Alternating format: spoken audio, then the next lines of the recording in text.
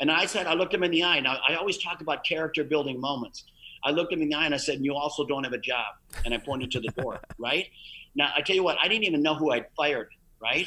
So I said, you also don't have a job. And I tell you what, I got the attention of everybody else there. And from that point forward, everybody knew I meant business, but I was never afraid of doing anything. I mean, if there was gum in the urinal, I would pick it out. I never put myself below any job. And when people saw me doing that, they respected me. My name is Raul Villacis, and this is your Daily Edge.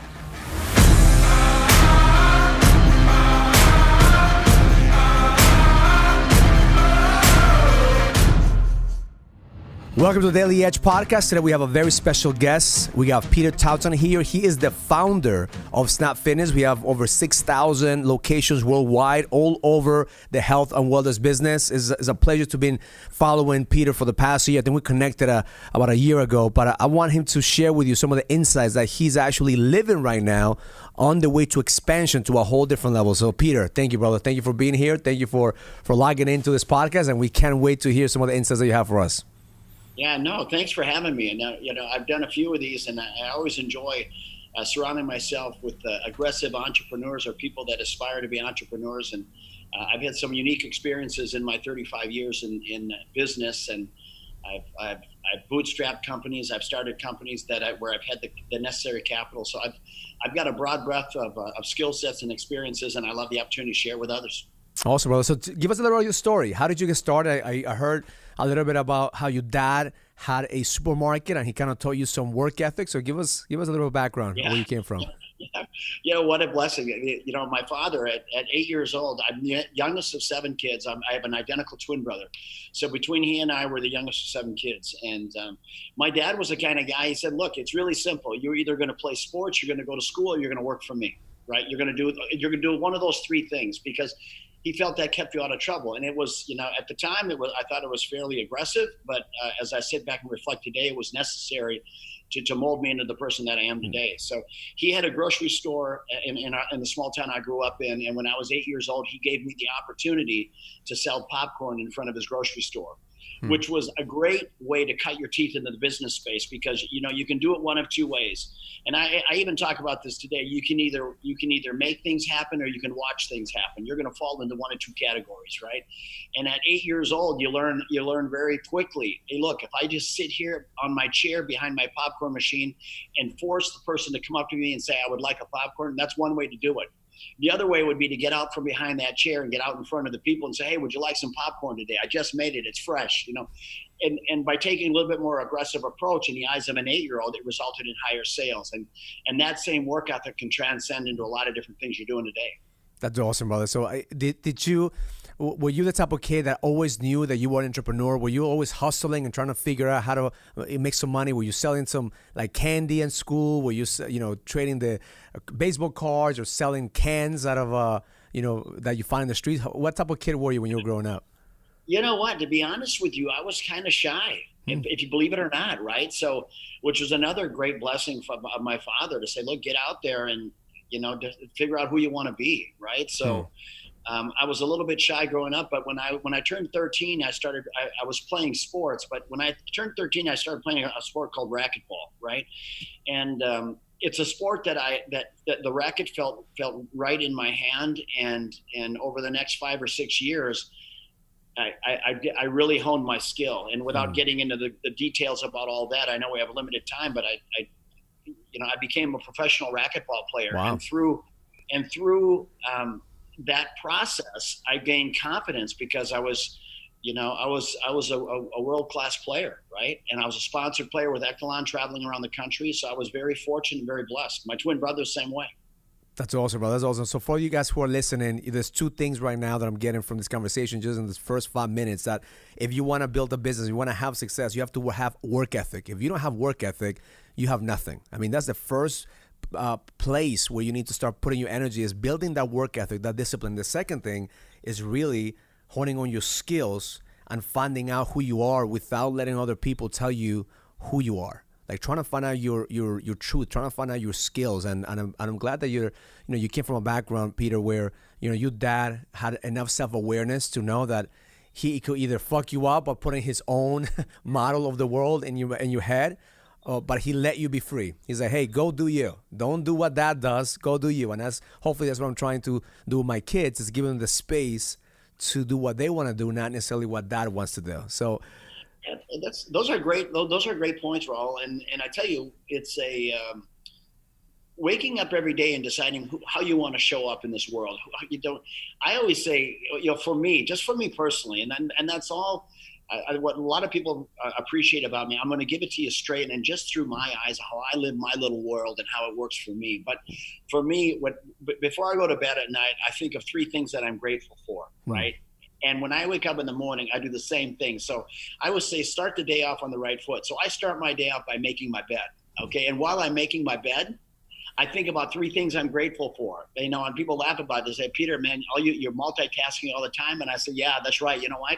Because it makes me twice as efficient, right? So as I'm making my bed, I think about 3 things that I'm grateful for today, right? So right away, I've accomplished something as small as making my bed. And then the rest of it is, how do I want to show up? How do I want to show up today? Because if you're, as we talked about earlier, Raul, if you're either making things happen or you're watching things happen. So people are fueling off of your energy. So if you walk out of your house like a sloth, right? Or Eeyore, if you're a Winnie the Pooh fan, right? If you walk out of your house like a sloth, that energy transcends itself to people. So when you look at somebody, it's not only audible, but it's visual, the energy that they're putting out, right? And if you want to walk in a room, if you want to own the room, you ever notice some people, they walk into a room and they freaking own it, right? The heads turn, their chest is out, their chin is up, and they're walking around. Doesn't matter if you're walking into a room full of strangers, right? People know you walk into that room a little bit like a gunslinger, okay? And I love that, right? You got to own, and you know what? Even if in your heart, I don't care if you're shitting bullets. I've walked into some meetings way out over my skis, shitting bullets. But you know what? I walk out chin up, chest out. I own the room, right? That's awesome. And that's how you got to live your life a little bit, right? I think that's where we talk about it, because you and I connected, having conversations about having the edge, right? I think that's where having the edge means is it's not necessarily knowing everything, but knowing that you're going to figure shit out as you go along. That having that certainty that, whatever life throws at me, I'm going to figure shit out because that's who I am. So now going back into now you're working with your dad is teaching you some work ethic. You became a pro player. You got some confidence. How in the world did you get involved in fitness, in the health industry, which is owning gyms? I mean, those for you guys who don't know, like owning a gym, very few gyms are profitable. Very few gyms actually make money. But for somebody like Peter to actually create a global brand, to be able to have 6,000 gyms, that doesn't happen by accident, doesn't happen by coincidence. That happens by having work ethic, having a vision, and learning how to innovate. So if you're watching this or you're following us through Instagram, Facebook, YouTube, make sure you comment here, because we're going to be going back to the comments and answering some of the questions about your business, answer some of the questions that you have regarding some of the mindset things that you need. So just comment on the video below and just give us some questions. I'll make sure that I follow up with those questions, and we either have a follow-up podcast with this, or we actually will be able to send you a direct message with answers to your questions. So Peter, how did you get involved, building gyms? Yeah, so I had, as I said, I picked up a racket for the first time when I was 13. I was a touring pro by the time I was 18. So in that 5-year period, I was in the club all the time playing. I was in the club literally 4 to 6 hours a day, and that's no embellishment, Raul. You know what? If you're going to play at a high level, it takes that level of commitment. And from my perspective, I always thought, you know what, I got to put in my time in the court. I've got to put in the time in the weight room, in the aerobic classes. I got to be an elite athlete if that's how I want to show up. I didn't want to go into the court and be average. Okay. At one time, at the peak of my game, my twin brother and I, we took second in the nationals. So we were a great team, right? And we were very athletic. So when there came a time when I was moving to Orlando, Florida, and before I moved, there was 5 owners that owned this gym, and I had breakfast with them, and I said, hey guys, and they were all friends of mine. I said, hey guys, if you ever want to turn this club around, because I knew the club was not making money. To your point earlier, it was not making money. These guys were feeding this club about $200,000 a year. There was 5 of them, so about $40,000 a piece, and they were sick of this gym. I told them before I left, if you guys want to turn this thing around, give me a call. A year and a half later, my phone rang. These guys said, hey Peter, we'd like you to come back and run this club. Tell you what, we'll pay you $16,000 a year. But if you can turn this club around, we'll let you buy us out with the profits it generates. So that's all I needed. I needed that little window, that little opportunity, right? Because you know what? If you've got the heart of a lion, if you're not afraid of hard work, because I say it all the time, hey, look, everybody, hard work works. Don't overthink it. Hard work freaking works, right? So I came back. Hell, first day on the job, I met the staff, right? And I said, hey, tomorrow we're gonna have a day. We're gonna clean the club because the club was filthy. So let's start by giving this club a good cleaning from corner to corner. My first day coming out meeting these people, there's 3 or 4 of them step forward and they say, hey, Peter, we have something to tell you. And I said, fire away, right? I'm in my cleanup clothes, right? I'm ready to do some cleaning. They say, well, we just want you to know that we don't clean, right? We don't clean. And I looked them in the eye. Now, I always talk about character building moments. I looked them in the eye and I said, and you also don't have a job. And I pointed to the door, right? Now, I tell you what, I didn't even know who I'd fired, right? So I said, you also don't have a job. And I tell you what, I got the attention of everybody else there. And from that point forward, everybody knew I meant business, but I was never afraid of doing anything. I mean, if there was gum in the urinal, I would pick it out. I never put myself below any job. And when people saw me doing that, they respected me, right? We didn't have any money. I bartered for carpet, for paint. I ended up giving this club a complete facelift. And over the course of 5 years, Raul, I took a club from losing $200,000 a year to making $200,000 a year. So that was my start, right? Wow. And I did it by just hard work and getting people to believe in me. And they believed in me because they saw how hard I was working. I made a point to know people by name. So when I was in the club, which I was there all the time, I was always by the front desk and I was always introducing myself to people. When they'd come in, I wanted to know them on a first name basis because I had to be different, right? And I was part of the community. So, you know, I can't stress it enough, man. You know, in today's day and age in the wellness space, it's not about heavier weights or faster treadmills. It's about creating a community and culture within the 4 walls, right? And you do that by people. You do that by being vulnerable and being honest and having integrity and character, all those great qualities that make you a stand-up guy. But see, here's also one thing that I see is that you said right now you start with gratitude, and I'm sure that was also the beginning of this process, that you really had a heart of gratitude, like you were thankful, and when you are focusing on gratitude, and I read somewhere a psychology book that talks about how the brain works, and you can be stressed and grateful at the same time. Your brain can only focus on either stress thoughts or gratitude thoughts. So the fact that you have the discipline of being grateful, you are attracting opportunities into your life. So that's what you did. You planted a seed and said, hey guys, I'm willing to work for free or willing to work for $16,000 a year. But they saw in you the hunger. And that's the key here. Understand that you were hungry, you were humble, you were grateful, and you were not afraid to get dirty. And a lot of entrepreneurs right now, we hide behind our position. We're the CEOs, and we don't want to fucking, clean. We don't want to do the dirty work. And I always tell my people here, is like, I'm not afraid to clean up the office. I'm not afraid to do the dirty work because I know that this is a team atmosphere. It's not about one man. It's about the whole team winning. So now you're in this. So you fire the people. Now you're cleaning the toilets. Now you're cleaning the gym. Now you doing it all. So now, how'd you figure it out? Okay, from now I have now a business. Most people at that moment making that money, and there will be enough. So most people will say, you know what, I'm comfortable. So what happened that you actually said, I'm going to double down? Yeah, so for me, doubling down was as soon as I had the loan halfway paid down. So as soon as I had 51% equity in the business, I went to the bank. I took a loan out to buy the rest of the guys out. So I leveraged my equity in the club to buy the rest of the partners out, and then refinance the whole thing to give me a little bit more breathing room with my capital. Once I got that halfway paid down, I went back to that same bank and took out another loan to build another club. So now I had 2 clubs playing 1 loan. I did that 6 times, right? And I tell you what, when you start with nothing, you're fearless because you know what the bottom feels like. You know what broke feels like, right? You're not afraid of it. So I tell you what, if you know what broke feels like and you'd like to see what rich feels like, I'm going to chase the dream of being rich, right?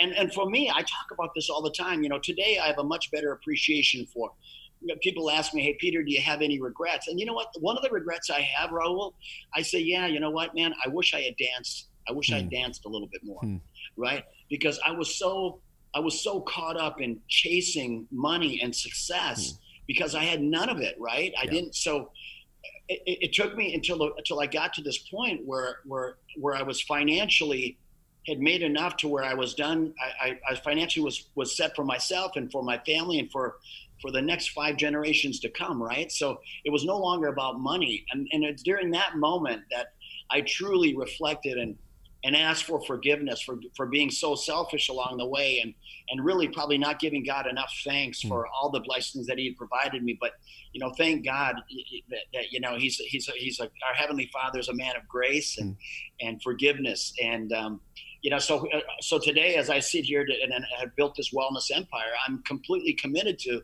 the next 50 years of my life to giving back and living with a life of purpose. It's not that I'm not going to work as hard. I've got more fire in my belly today than I've ever had, right?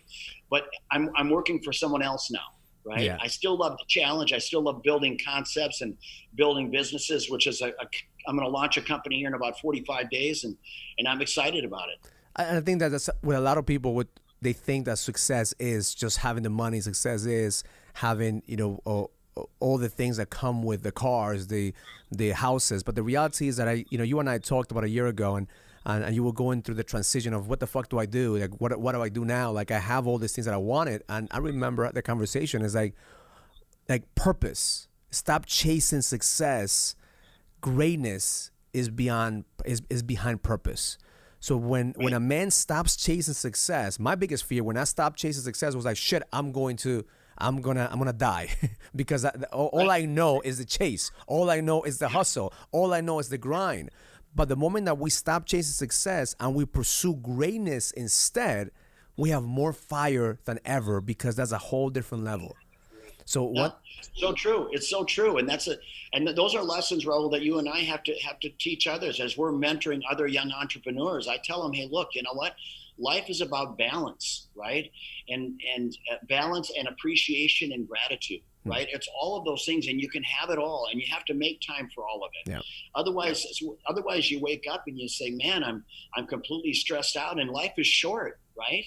And you know what? The other side of it is, you got to be a little bit obsessed if you want to be successful. Yeah. And being obsessed is okay, right? I mean, because if you can't be obsessed and passionate about what you're doing, if it's a fight every day to get up and fight the good fight every day for the company that you're trying to create, it's winning is hard work. So you've got to be a little bit crazy to want to do it because it's hard work and you got to put in the time. Well, I think every one of us, we go through stages. I mean, at the beginning, when I'm just looking at the stage that you went through, like when you were working with your dad, you were the peasant, right? You were learning through the peasant mentality of like who you were. But then you started, having a little bit of an edge as a warrior. The edge of the warrior and being a professional racket field, being an owner of a gym. But that's when you start finding the edge on building and leveraging. I love what you said about using leverage, using the bank to leverage, because that's the same thing I do in real estate. Real estate is the biggest game to use leverage. You buy a property, you take the money out, you buy another one, take the money out, and you continue to do it as many times as you can. And hopefully the market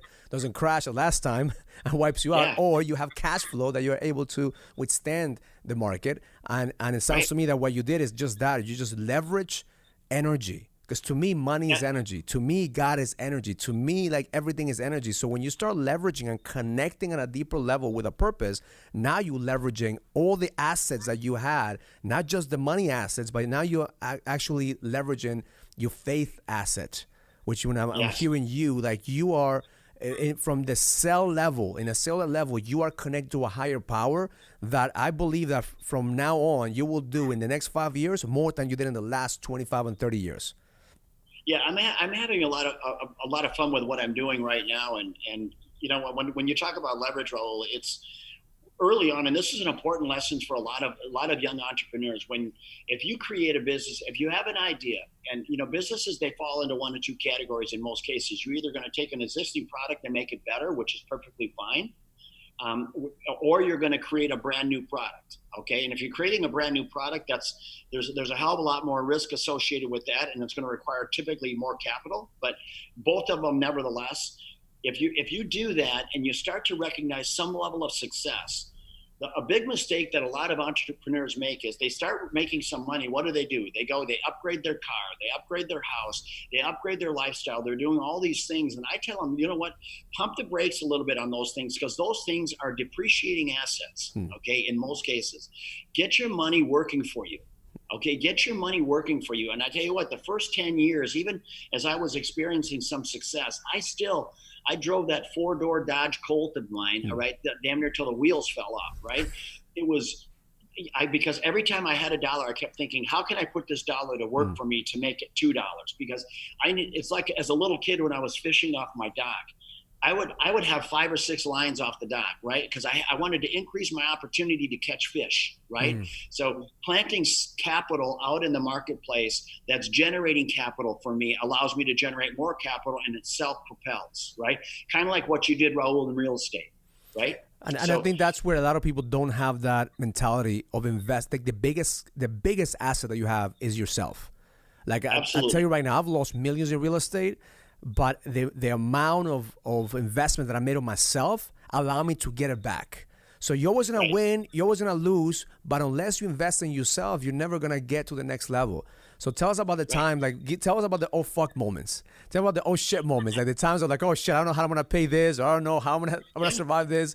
Give us one of those insights. Well, I'll give you 2 of them. You know what? The one of the first investments I ever made was with a racquetball friend of mine. I had $24,000 to my name, Raul. $24,000. It was my life savings. Okay, I made an investment with this guy, and it was a limited partnership on real estate in Texas. Okay, shit, I don't even need to finish the story. You know how it ends. I lost all but $1,500. Right. It felt like somebody hit me in the stomach, like Rocky Balboa hitting that meat in the cooler. That was me, right? I felt like I was that hanging piece of beef. I felt debilitated. So you know what? That was a great lesson for me to learn. Don't put all of your capital in one basket, right? So I learned it early, and I'm thankful for that. The most recent lesson I learned was I tried to create my own billing application back office software. Okay. And I tell you what, when you start talking about creating technology, even though I felt it was the right thing to do, I didn't know what I didn't know. And I had a lot of people around that were advising and telling me, hey, Peter, this is totally possible. Here's the reality. Technology costs probably 3 times more than you think it's going to, and it's going to take 3 times as long. And so today, maybe $4 or $5 million later in development, I'm not even using it. We're scrapping it, and we're transitioning to an off-the-shelf software application. So, you know what? Nobody is immune to having failures. But I always say, you know what? Failures are part of learning. Those are character-building moments. And if you're not failing, you're not trying hard enough, right? So, you know, I get a kick out of people that you know, talk about failure, or they're afraid of failure, or they make fun of people who fail. But that's the same type of person that stands up to the plate with a bat in their hand, and they have no intention of swinging. Okay. So you know what, you got to take the cuts. And the only thing I say is, look, you know what, when we make a mistake, did we learn from it? So let's take what we learned and let's move forward on a better footing. Right. And simple as that. And I think that failure gives you that strength for you to keep going forward. Just like you said, like you get a punch in the gut. I mean, that's failure. I mean, the first punch was $25,000. Now the another punch is $5 million. So you either learn the lesson, or the next story we're gonna have in this podcast, like you're gonna lose $20 million, but now you're learning, and that's what you not being afraid of trying, not being afraid to test. I mean, you know, when I started the Next Level Experience, I was preparing myself to double down the real estate market. I remember all my investors telling me, Raul, we're gonna give you so much money right now. We're gonna conquer the real estate market, because the market was shifting. We made a lot of money in the distressed market. Now the up market is coming, and then I just follow my gut. I say, you know what? I'm gonna build my own brand. I'm gonna build the next level. I'm gonna fulfill my purpose. And see, if I didn't do that, I probably would have been miserable. I would have probably made 10 times more than I want to make it now, but I would have been miserable. I wasn't afraid to fail. And I think that's the difference between those people that get to where they get in life, is they're not being afraid to fail. Whether it's 25,000, whether it's 5 million and 25 million, at the end of the day, money is energy. You're going to get it anyways if you invest in yourself to continue to pursue that. So what do you do to invest in yourself? I know you do some fun stuff. So tell me about some of the concerts and the music and some of the stuff that you kind of like your passion. Yeah. Well, first, one point on, and when it comes to investments, and you look for diversity. When you have a business that's failing, and I have one right now. I have one right now, Raul, that I've been involved with for about 5 years, and it started as a relatively small investment, $200,000. I think today I have like 10 million tied up in this business. Okay, I own 70% of the business, and a lot of people would say, "My gosh, you need to cut bait." But here's the reality: you have to have dry powder. Okay, never make an investment in anything that's going to sink the ship. Okay, so just it's all relevant as to how much capital you have, right? Yeah. So be prudent with your cash, but also if something it's trending the right way. So this business, even though I have $10 million tied up in it, Raul, it's trending the right way. So by next year, this business will be cash flow positive. Within a year or two, it'll be generating $2 to $3 million of EBITDA. At that time, I'll go and I'll recap the debt. I'll get my 10 million back out of the company. I'll let the company pay the debt back, and I'll be off to something else. So you know what? If you're going to be diversified, you better have the stomach for it. Yeah. Okay. Yeah. There's a time to cut bait and a time not to. So when you talk about diversification, that's something for me that I wanted to do. I've had 2 bites of the apple. You know, I sold the first time I had my company, I sold 40% of my company for about 47 million. And then I sold this about 14% and I made about the same the second time around. And this next turn of the business, I still own about 44% of it. And that'll happen in 2 or 3 years. But with that capital that I had, that I've made thus far, I own a luxury camp in the Serengeti called Tasa Lodge, TAASA, Tasa Lodge. It's a 5-star lodge. And once again, it's absolutely beautiful, Raul. If you ever want a safari experience, I've got the hookup for you there. Awesome. I own a lot of real estate. I probably got 30, 40 million in real estate around the country. I'm a coupon clipper. Right. So for me, I love having cash flow coming in. Right. That just helps me sleep at night. Right. So that works for me. So I'm in real estate. I've got this resort in the Serengeti.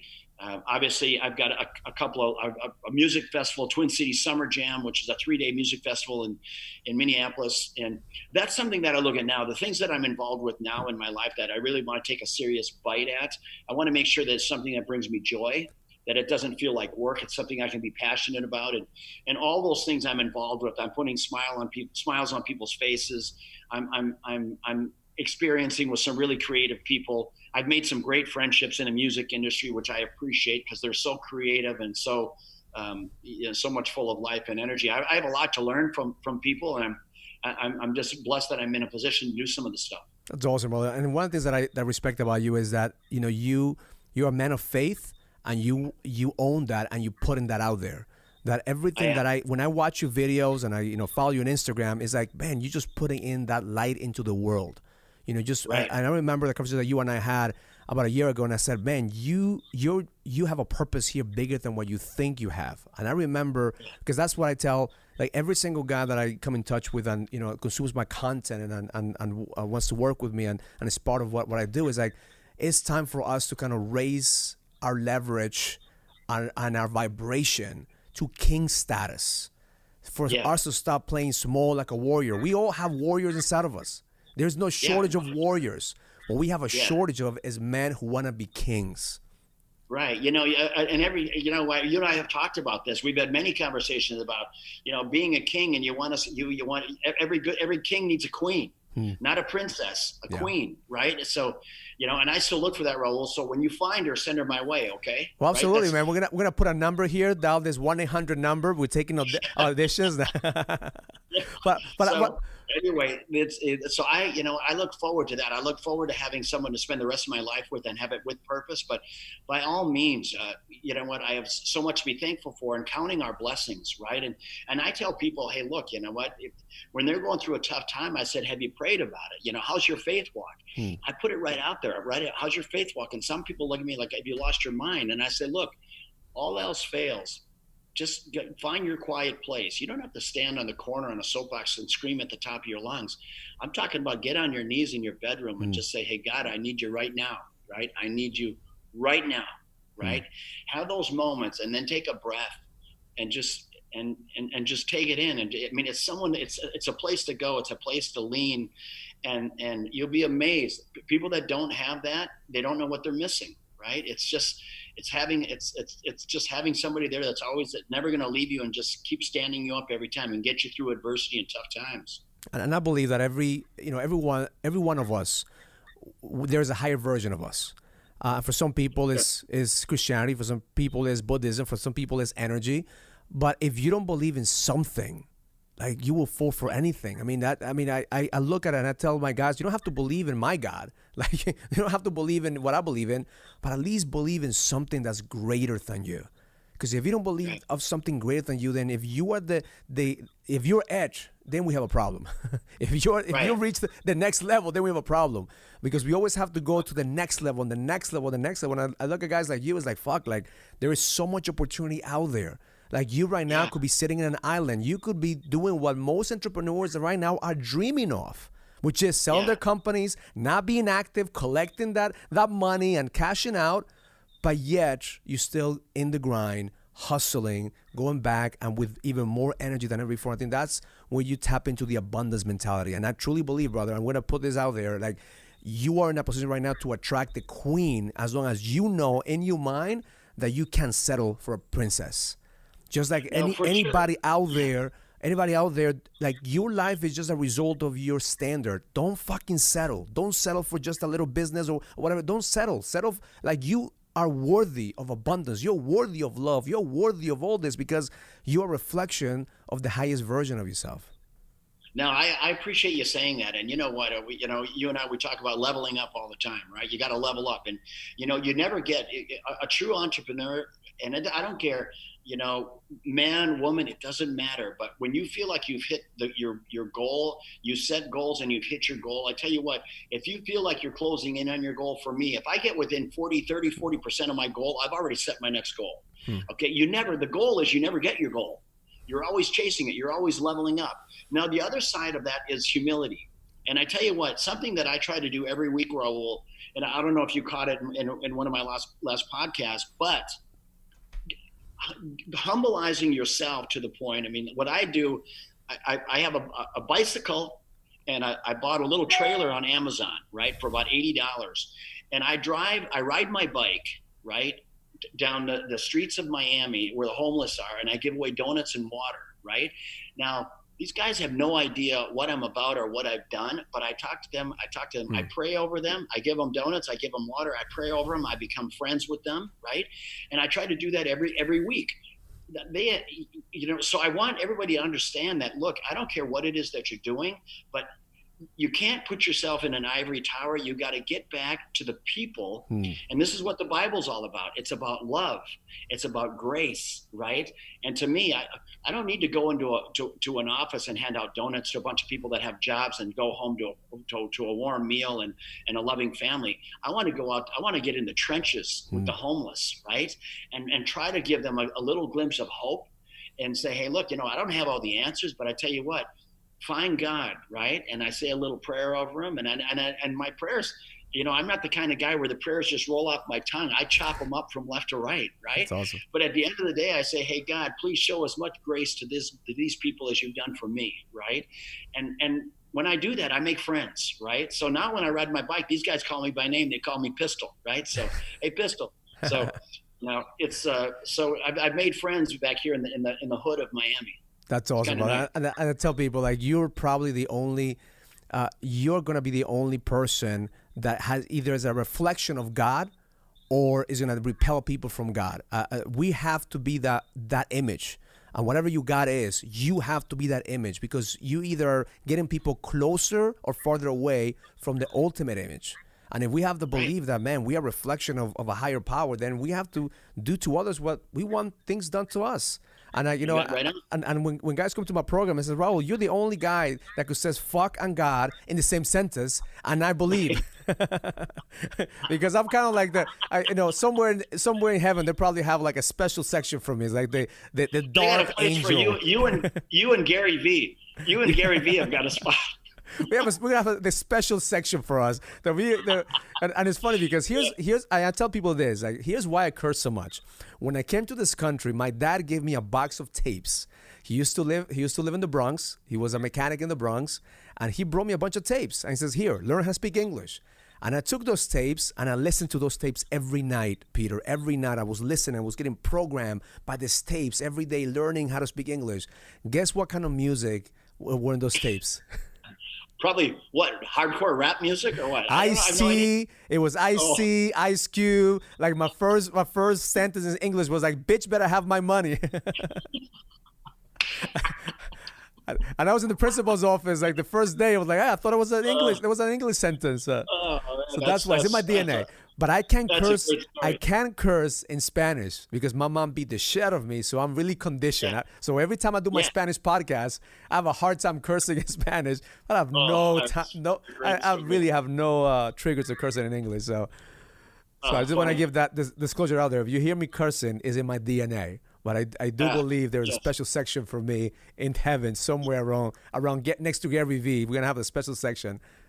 Well, I know this. I know that it comes from a place of passion, not from a place of anger. So it's all good. Excellent, brother. All right, so let me just wrap up to some lessons here that I want the listeners to understand. So the first key that I'm getting from you, Peter, is the key over work ethic. If you don't have work ethic, there's going to be no opportunities. If you don't have work ethic, people are not going to invest in you. If you don't have work ethic, you're not going to create the life that you want. The second one, if you don't have skills, nobody's going to give you shit. If you don't have the skills to be able to develop that opportunity, if you have the skills to be able to level up your business or your marriage or your connection with God, you have to double down on your skills. Then gratitude. Gratitude is an energy. Gratitude is that fuel that fulfills your purpose. If you don't have gratitude, you're always going to be taken from life. You're always going to be asking people to give you instead of just being grateful for the things that you have, because the moment that you become grateful for the things that you have, you're going to expand and be able to receive more. Discipline. Man, if you don't have discipline, if every single day you're not waking up and being disciplined to have a daily ritual, meditation, workout, whatever it is that your routine is, every day you're going to be reacting to life. And leverage. Learn to leverage who you are, leverage your brand, leverage your connection. Just like, Peter said, he was leveraging memberships of the gym. He didn't have any money, but he was bartering. Like, become resourceful. There is no shortage of people that want to help you, but leverage those opportunities. And don't put all your energy in one basket. Don't put everything in one basket. Understand one thing, the markets go up and down, big empires fall down. Make sure that the biggest investment that you do is with yourself, that you double down on you. If you're going to put any energy, put that energy into your growth so you can level up. And at the end, be hungry. Be hungry and be humble. If you're not hungry, you're not be able to go to the next level. But at the same time, if you're not humble, the moment that you have a little bit of success, just like every other story, what goes up must come down. And it's on the way down that you actually find out who you are. And the moment that you don't have nothing and people are not with you, that's going to find out who the fuck you are. But at that moment, I pray that you, in that darkness, you find the light. You find the light because there's many men out there that are thinking that the darkness is where they have to live. But the reality is the darkness is where you find your power. You find your faith. You find your certainty to find the edge. Absolutely. Well said. Thank you, brother. Thank you, Peter, for being part of this. Can't wait to visit you in your festival. I wanna go down and check out is it a country festival or is it gonna be a rap festival? No, it's a little. So this year, well, you know what? Pitbull is one of my headliners one night. So Pitbull, Zach Brown, ZZ Top, awesome. Kid Rock. Yeah, so it's good talent. We're gonna make it happen, brother. Let's make a next level experience event. Right before the concert, we'll have a little boot camp experience, brother. Yeah, no, right on. And these things roll. I'm happy to come back on and do Q&A with your audience. I love doing this kind of stuff. I love interacting with entrepreneurs. Awesome, brother. So if you're following us, just make sure you comment below in the box there and let us know your questions, and then we'll have a second podcast follow-up with Peter to answer all your questions about fitness, about business, about relationships, and about life. Because at the end of the day, you're only as good as the value you bring into the marketplace. Thank you, brother. Appreciate you. Learn it, live it, experience it. Love life.